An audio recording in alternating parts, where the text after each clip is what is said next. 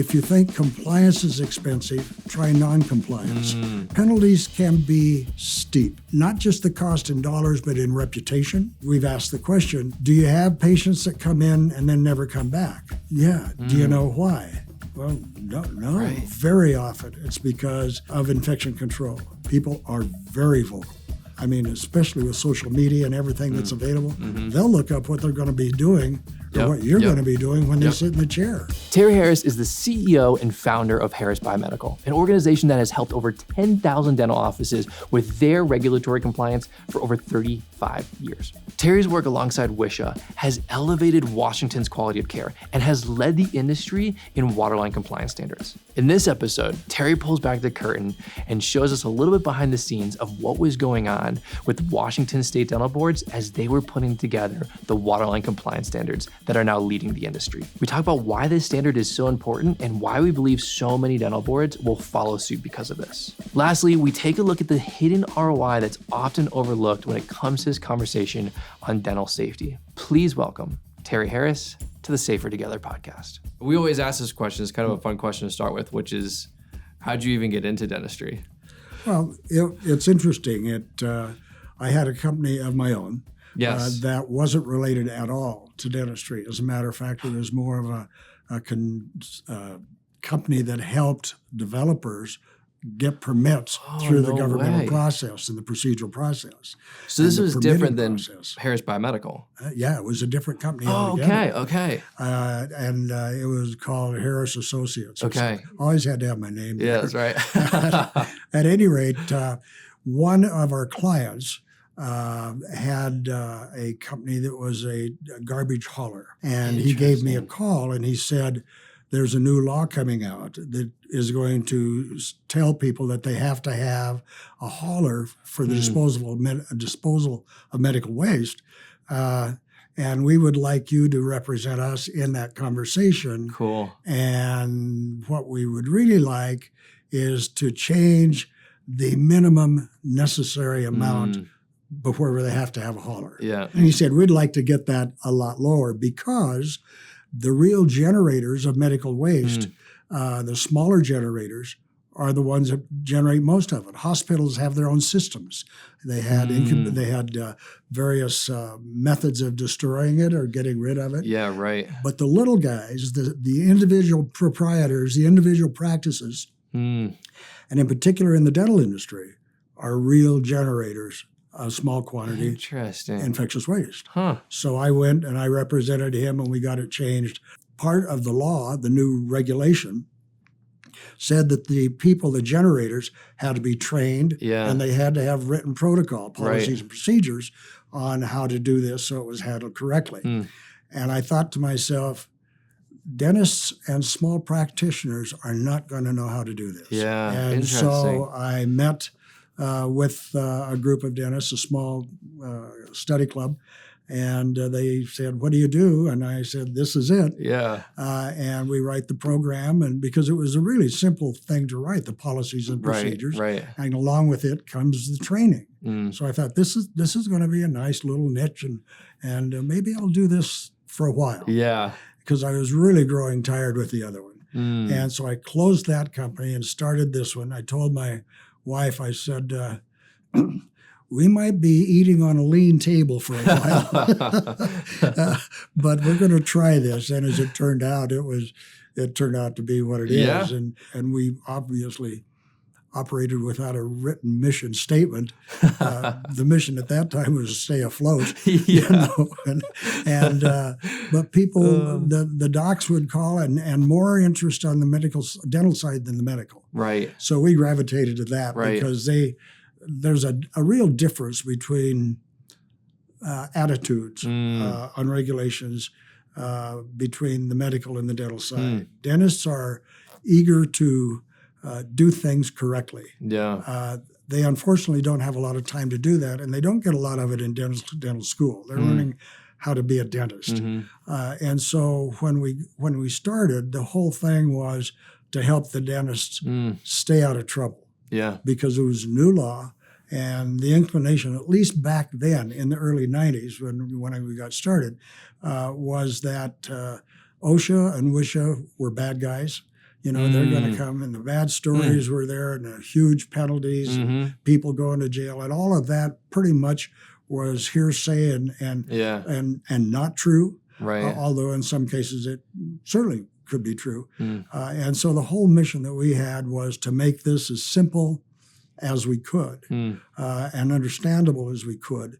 So my first chore was to translate the regulations into readable, understandable kind of sentences, so that anybody could basically understand it. And that took a long time to do. You start and it gets better and better with each, edition. And then the one thing that wasn't there that we added fairly shortly because we did the training, but after I had more than one or two clients, it was difficult to train them individually, and we still do, and we love doing in-service training. But I had my first seminar, and that kind of opened up a lot of stuff because then we were able to be responsive and everybody could get the same message. Yeah, but my problem was the subject matter. OSHA has no humor written in it at all. Right. HIPAA doesn't. In fact, none of the topics say you're going to get a laugh out of this. Right.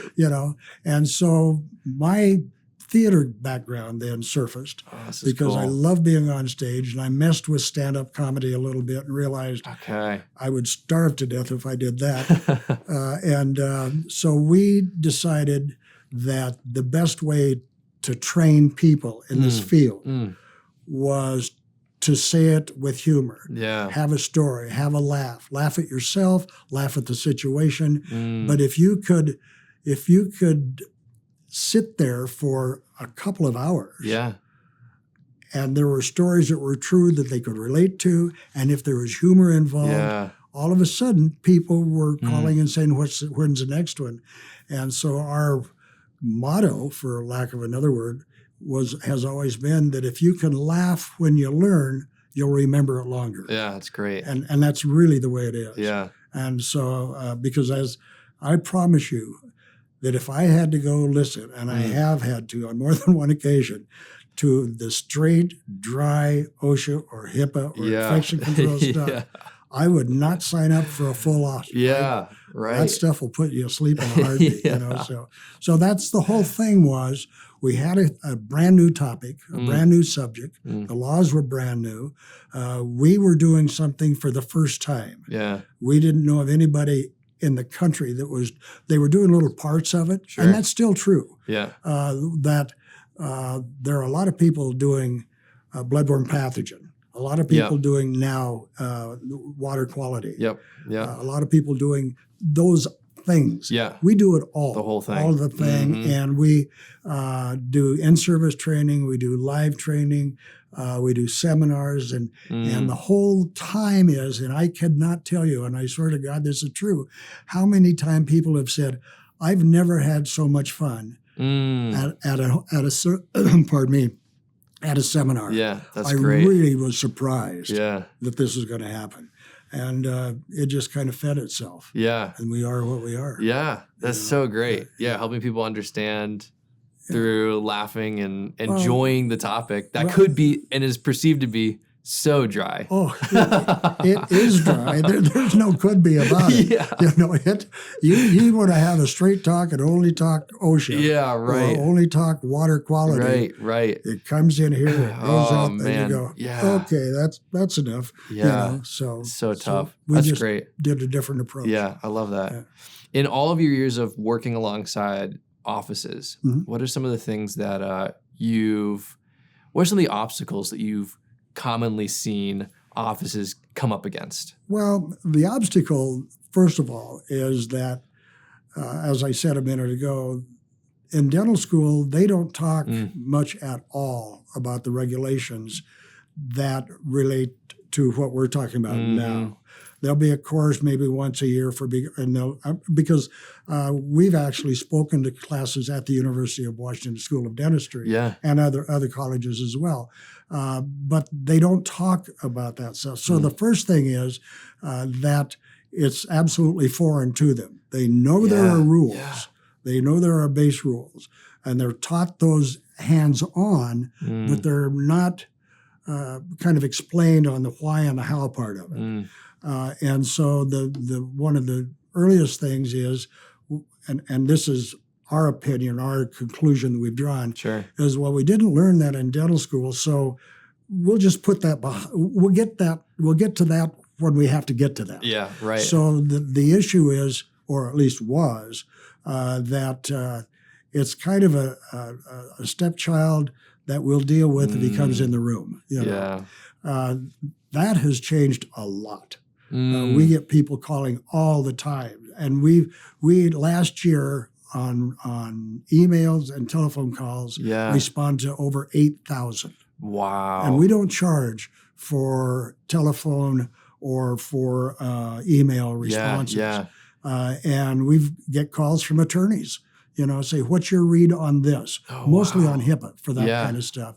Or we'll get calls from attorneys that say, I've got a client that needs your help. Those kind of things. So, to answer your question, I think one of the initial problems was that it was something that you only dealt with if you had to. Yeah, right. Nowadays, they know that it's there, and they also know that if you don't do what you're supposed to do, the downside can be real expensive. Yeah. Oh, yeah. I'm in the process of writing, almost finished now, an article called "If You Think Compliance is Expensive, Try Non-Compliance." Because the penalties can be steep. Yes. And so doctors now understand that it is part of the daily stuff. And then you have the help of the hygienists, dental hygienists, who are kind of the rule keepers within a dental office. And of course, the dental assistants, who are the right hand or the left hand of the docs. And all of them have to have continuing education. Yeah, right. So now they understand. So that was the part. The other part now is, and this is something that I frankly don't know how to get around. When you go to seminars or symposiums or conventions, everybody there knows someplace in here they're going to talk about OSHA or HIPAA or but it's never ever a primary subject at these. Now there might be states that'll say, "Whoa, we do that," but I haven't seen them. Right. I'd love to go there and help if we can, but the point is that it's always, like I say, kind of like a used hand or a second cousin or something. The docs, the dentists, do understand now. They're open. Now it's a matter of trying to find the time, to go through it. Yeah, it's so tough. Because production is important. Yep. So that's why we've tried to schedule training in non-production times. Yeah, great. You see, so they don't have to close down production and lose thousands of dollars for a 3 or a 4 hour training. Yeah. I think the core issue then was it's a foreign subject that we'll deal with. I have to now more often than you'd be really surprised, is that when a new office is starting, we get the call and said, what do we do? And we do a facility review before they even start. Yeah, it's great. Or after they've started, and say, this is what you need to do to be in compliance. And we love the one-on-one in-person kind of stuff, but we do it, in Zoom and all the other stuff as well. Yeah. So, Is it education that's really moved the needle on this for dentists getting in, knowing what they know, but obviously there's so much they don't know, and now it seems like they're more aware of what needs to happen, and obviously, I mean, they're reaching out to you even before their office is even open. Yeah. So something's really shifted. Well, education is the key, and I think the issue on water quality, is absolutely a prime example. What we didn't, or what the dental industry didn't do for so long. Yeah. Dentistry's been here a while. Yeah. And the fact that the first water quality procedure adopted by a dental board was like 3 or 4 years ago in Washington, in an age when, your machines talk to you. Yeah, right. is amazing to me. So, but now the education comes a couple of ways. One is through, the schools will touch on it, but it's companies like mine that are like ours. Sorry, folks. But the company like ours that's there to answer the questions, and people realizes there's a resource. In some place. And then they, wow, I didn't know that, or I didn't understand it was that way. And one of the things that we can do is explain not only what the rule is, but how it applies and why it applies. And more importantly, why they better pay attention to it. And the most important reason isn't ever that they're going to get fined. The most important reason is that it's best for their patients and for them and their practice. That's great. And once they understand that, and once they understand also what they talk about education, is the OSHA inspectors are just doing their job. They're not out to get you. They're out to make sure, the same as we do, that you have a safe working environment. That's the whole idea. And it's good for your patients and it's good for you. And I think the education about the OSHA folks by the dental industry is improved a lot. It's one of those things where we just tell them, come on in, how can we help you? But remember, it's not a confessional. Right.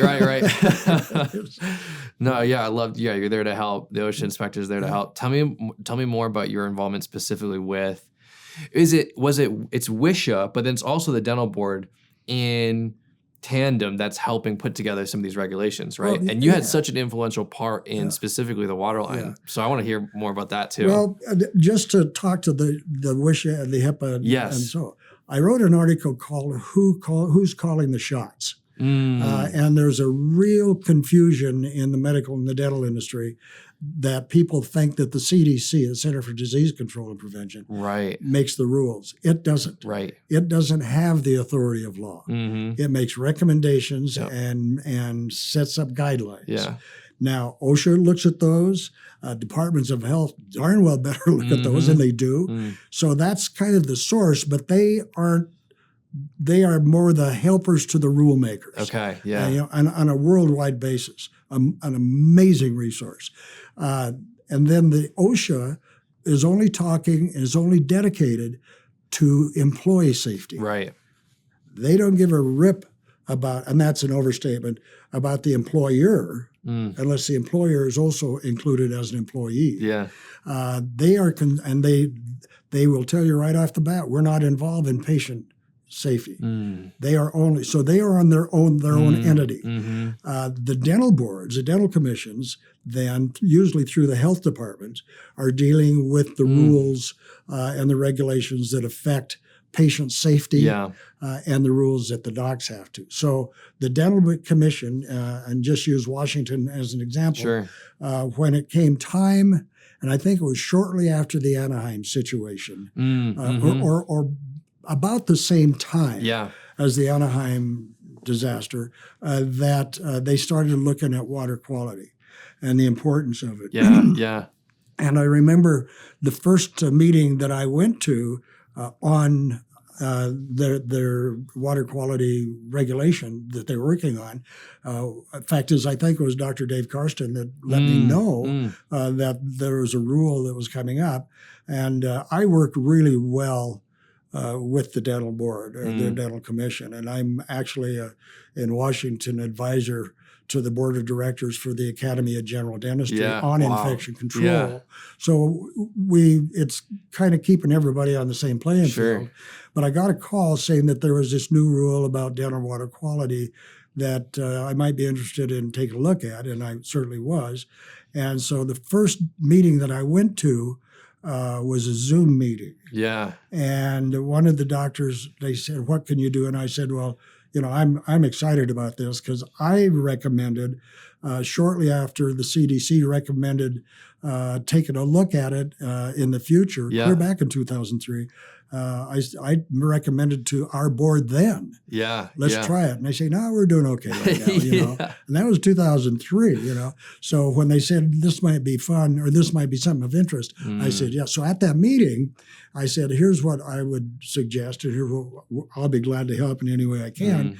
one of the doctors said, well, what do you think about the situation in Anaheim? I didn't know what he was talking about. I hadn't heard that. So that's how close it was when they started. Right. And I said, Doc, I don't know. I said, I don't know what it is that you're referring to. And he said, well, you will. Yeah, right. And he was right. Yeah. And so that's how I got started. And I went to almost every committee meeting there was. And they were always willing to have input from outside. They were a great group then. And the commissioners aren't on there for life. And some of them, most of them are not on the commission anymore that were on then. But they looked at it as if it were not just something they needed to do, but it was like it was a mandate from someplace that you need to deal with this. Yeah. And they took that, and we looked at it the same way. My role in it was, I felt, to make sure that whatever was going to be written not only met, the requirements, but was something that the docs could understand and could work with.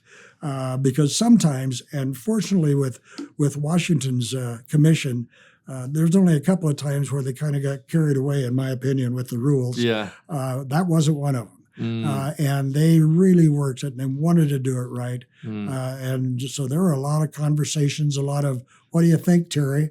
Or I would just tell them what I thought without being asked, and they were always receptive to it. So I loved it. It was something I just really enjoyed doing.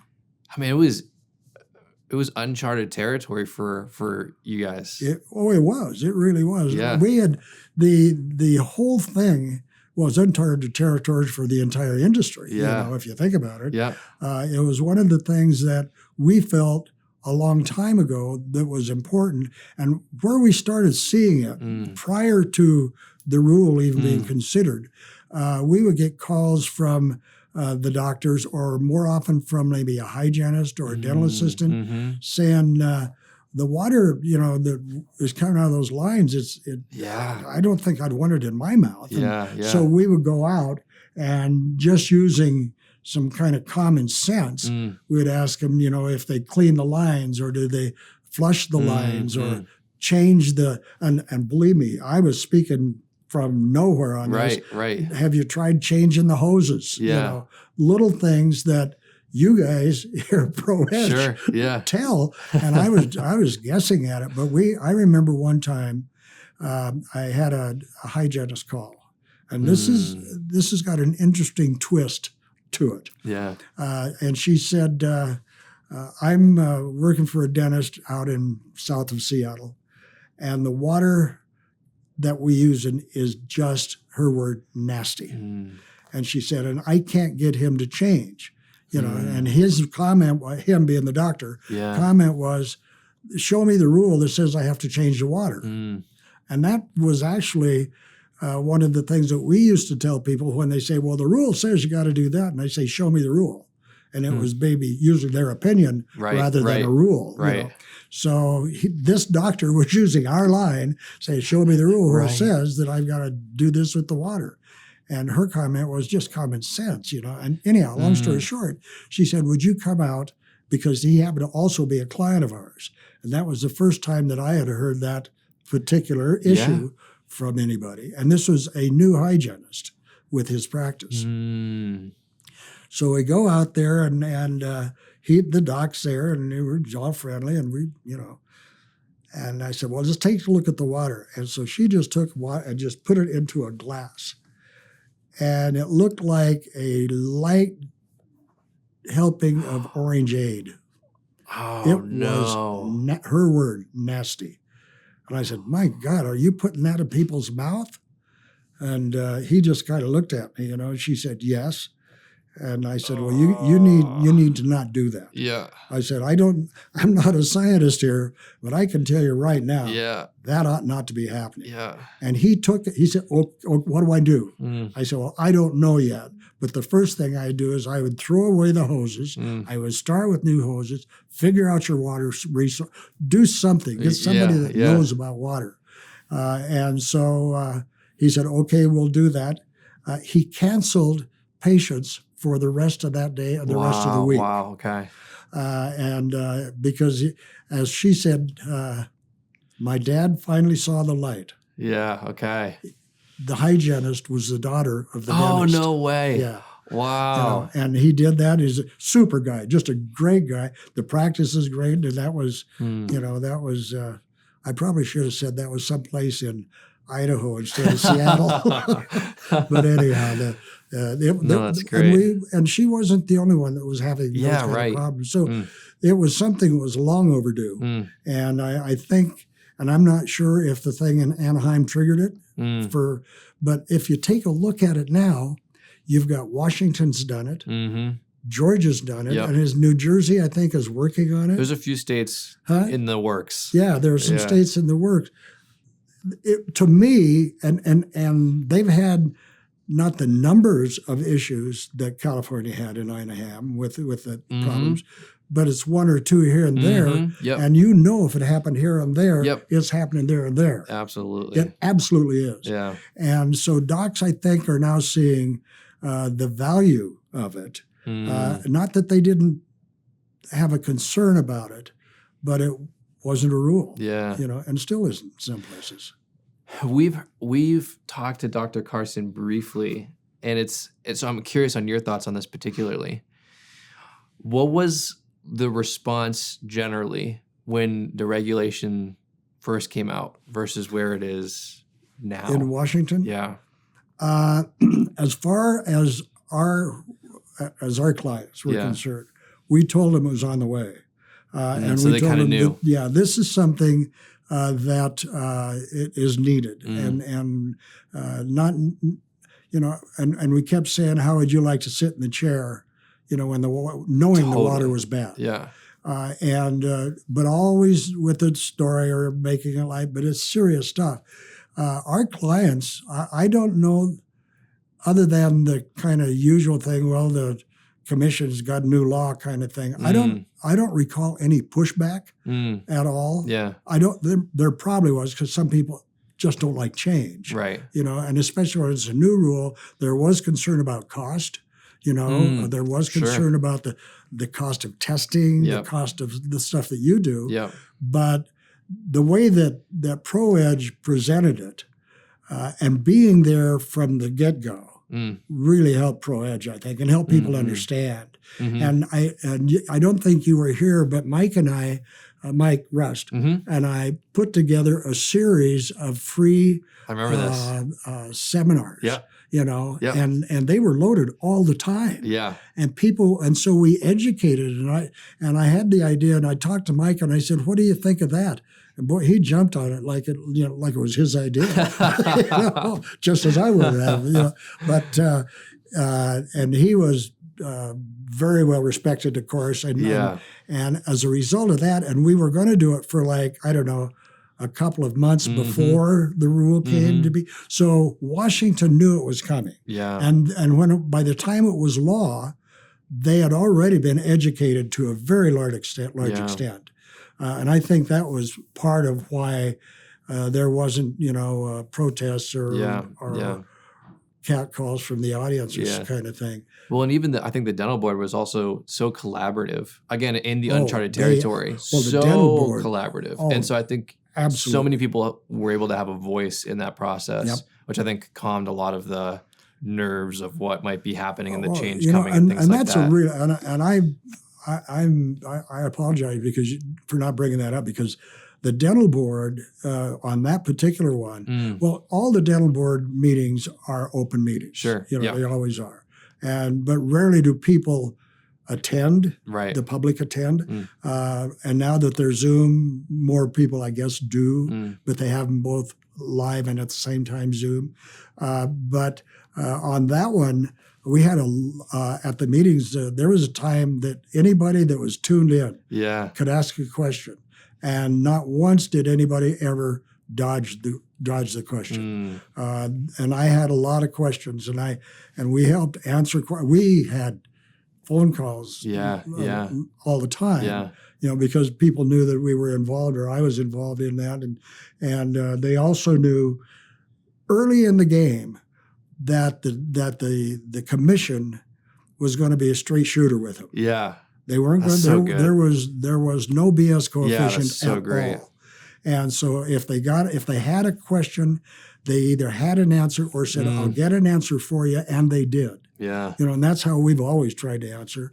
And so you're right; they were very collaborative. That's great. Yeah, that's so helpful. Yeah. And that really does set that sets the standard, I think, for how future dental boards are handling this very thing. Well, I would hope so. Yeah. And the other thing also that was really important with the commission is their support staff.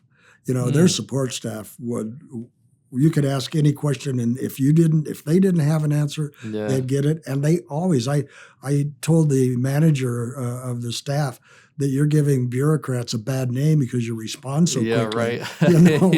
You're honest and transparent and authentic. Transparency is a new word for some places. It sure wasn't there. And no, you're absolutely right about that. So when you think about the players, it was like a team. No one was looking for glory. Nobody wanted crush. I did this. It was a team effort. The board was there. The commission was there. The public was there. And the public early on, I think, going back to your comment, when they realized they could not only ask a question but get an answer, then they became part of that team as well, and contributors. So that ultimately, what resulted was a really good rule. Yeah. And I'm not surprised at all that states like Georgia and other states are looking to Washington to say not only what did you do, but how did you do it? Well, and I think that's exact. What's the phrase? The how is often more important than the what, right? Yeah, and it's absolutely. like how Washington handled that situation, built trust with the dentists that were in that area, speaks volumes. What would be your advice to the many other dental boards that are potentially considering doing something like this? I could give you my phone number, but it might not be a bad idea. Anybody has questions, just all you got to do is call, obviously.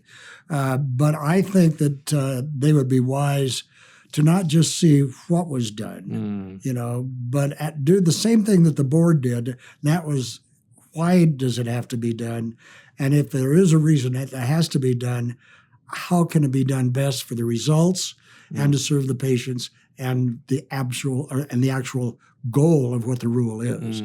I think it will probably have less pushback than initially it would have been 10 years ago. Sure. Simply because that law is here now. Yep. There are instances, and more states are admitting that they're having water quality problems. And what I think they don't want, and I would be sure, is they don't want the public to think that they're not doing the job to protect the public. Yeah. And that's what this law does. Yeah. Absolutely does. It protects not just little kids, but adults. Everybody that sits in the chair is protected by this law. Yeah. Every time. Yeah. It's so good. You go in for whatever your appointment is in dentistry, but every time you're coming in contact with water in the dental office. Yeah. One way or the other. Yeah. So and true. So it's a law that is widespread, or should be. And I think that, like I say, that is just a matter of time. Hopefully, it'll be on a much shorter time frame than. But if they see Washington does it, I've read through what Georgia has. Yeah. And I'd love to talk with those folks just to get their response as well. But I'm not the end-all answer on this at all, not remotely close. The commissions are. Yeah. I was a player in it, and I enjoyed it a lot. And what's more fun now is to see that it is catching. Yeah. Regardless of what the reason is, it's catching on. And there's not one person that will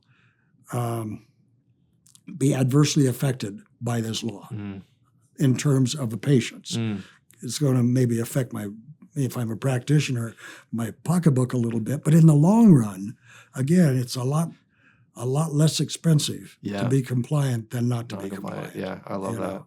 So What going a little above the water lines to the bigger umbrella of infection control, how have you seen DSOs disrupt that space? we have a number of DSO clients, and we've never, not once have we ever had anybody say, well, we don't want to do that. Well, they become an agent to the whole moving the needle, right? They can become an agent of the education to new dentists and clinicians coming in. It's like they can be that person that's like, all right, we know, and we have the process and protocol in place. Here you go. Absolutely. Set up for success. Absolutely. And like I say, the DSOs that we work with, that's exactly what they're doing. Yeah, it's so great. We do that for them. Yeah. You know? Yeah. And they look to us and they said, tell us if there's a problem. Yeah. I got two last questions for you. Okay. One of which is, I would love to end our time with maybe a little bit of a peek behind the curtain to the work you're doing with that paper compliance, non-compliance. Okay. Tell us a little bit about maybe a summation of that for those that are, because there are still so many dental professionals that I would imagine are wrestling with that tension of production, time, and it's all the things. It's a fair consideration. Yeah, absolutely. But on you mean on the thing about if you think one is expensive? Yes. Well, the whole underlying message is that we know that paying for training, we know the policies and procedures, we know that sometimes you have to get new equipment to do what the new rules say. But if you don't, the penalties can be really expensive. And I give you an example of the HIPAA is the biggest issue, obviously, because that's a federal law that where they got some muscles where OCR and the FBI are primary players, you know, and the FBI and OCR. And those penalties can be into the tens of thousands of hundreds of dollars. Yeah. And the one good thing about HIPAA is, as it relates to the dental industry, is that they seem, the OCR seems to be more inclined to help you get it squared away than take your money. As a matter of fact, federal OSHA just changed the law that said that the penalty could be, the money could be directed, they could direct it to cleaning up the problem. Right. Rather than putting it in the federal coffers. And so that's one of the things. But coming back to the thing that we're doing, we're just showing, I'm writing, is just showing examples of how easy it would have been and how little it would have cost to do some easy things. Yeah. And showing real life examples of what the penalties were and what the cost is, and not just the cost in dollars, but in reputation, in patient feedback. We've had one of the things that we've never been able to answer because we don't know who they are, is we've asked the questions of the docs, do you have patients that come in and then never come back? Yeah. Do you know why? Well, no, hardly. We'll ask, but they'll just say, I found somebody else. Yeah. Very often it's because of infection control. Wow. They don't think those things are going on. They don't, on the HIPAA side, everybody's a HIPAA expert. You know, you can't say that, and they're not. They think they are, and that is every patient from the age of 4 up, you know, thinks they're a HIPAA expert, and they're not. Yeah. But the infection control situation, the hands-on, looking in their mouth, looking at very intimate, private times. If the patient doesn't come back, the reason left when they left the chair. You know, they might not tell you why. Some will be very vocal. Right. You know, and then a lot of times the doc will say, "Well, that's 1 in 1,000." Well, maybe that's 1 in 1,000 that said something. You know, but when it comes to infection control stuff, water quality, people are very vocal. You know, are you sure you're going to? Why do you have to do that? You know, the whole time. Right. Well, Yeah. because this is why. Yeah. And that's part of what we do is explain to the staff why you're doing it, and it's not just because you're going to get nailed if you don't. Right. Right. But I think every doctor at one time or another kind of wonders, well, why aren't they coming back? And what we've been able to deduce is that it has something that happened in the chair, or didn't happen that should have happened. Yeah. And people 10 years ago, 20 years ago, they just take it and move on. Yeah. That's not your audience anymore. Right. That's not your client base, patient base. These people, I mean, especially with social media and everything that's available, they'll look up what they're going to be doing or what you're going to be doing when they sit in the chair. Yeah. One of the questions we ask all of our guests at the very end is, how can people find you? Well, we have a website, the Harris Biomedical. Yep. My phone number, absolutely feel free. Yeah. The office is, do I want my, up to you. Phone? Oh, however, whatever you would like to do. We have either 206 575 4610. My cell number I give out for clients. Okay. Which I always question the wisdom of that one, is because I tell people, call anytime you want, unless the Seahawks or the Mariners are playing. Yeah, that's right. I want to answer. Then It's you put 206 209 1521. Then we have a toll free 866 24. What is it? 866 24 248 866. I have to look it up. The last four are 2468. Yeah. We'll look Tell it up. how We can look often it up in post. Yeah. Yeah. Yeah. I think it's 866-548-2468. There you go. I think that's it. Yeah. And if they call somebody and that's not me, I apologize to that. That's somebody. Someone's getting a lot of calls after but this. we give support service even if they're not a client of ours. Yeah. We never do facility reviews or audits to non-clients. I mean, we do those, but it's never a sales pitch. It's never, if you, we'd be glad to help you if you want to buy something. Sure. I hate that when I finally realize in my slow, I'm a farm boy from Wyoming, realize that I've been cornered and they're going to sell me something or not, Yep. We don't do that. I just figure that people will know if they want to work with us or if we can help them. And if they want to, great. Yeah, great. If they don't want to, we'll still answer their questions if they have them. That's great. Yeah. That's the way. Well, Terry, thank you so much for being on the Safer Together podcast. It was a joy. It's a privilege. Thank you. Thank you. I've enjoyed the heck out of this. Yeah. And I will just say in closing to the audience,